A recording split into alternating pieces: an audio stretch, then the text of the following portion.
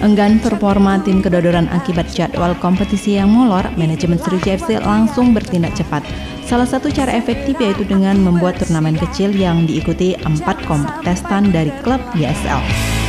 Malam ini malam minggu, kau menunggu. PT Sriwijaya Optimis Mandiri, perusahaan yang menaungi Sriwijaya FC ini menggelar turnamen Piala Gubernur Sumsel 2015. Laskar Wong Hitam menjadi tuan rumah dalam turnamen Piala Gubernur tersebut. Keempat klub peserta yakni 3 klub undangan, Persebaya Surabaya, Semen Padang, dan Barito Putra, serta Sriwijaya FC selaku tuan rumah. Kompetisi ini direncanakan bergulir pada 17 hingga 21 Maret mendatang.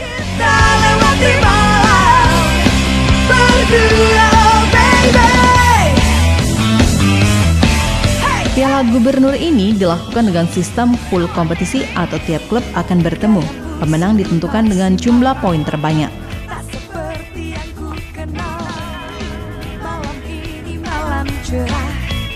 Sejauh ini, manajemen SFC sudah menyurati 3 klub yang diundang untuk mengikuti Piala Gubernur tersebut.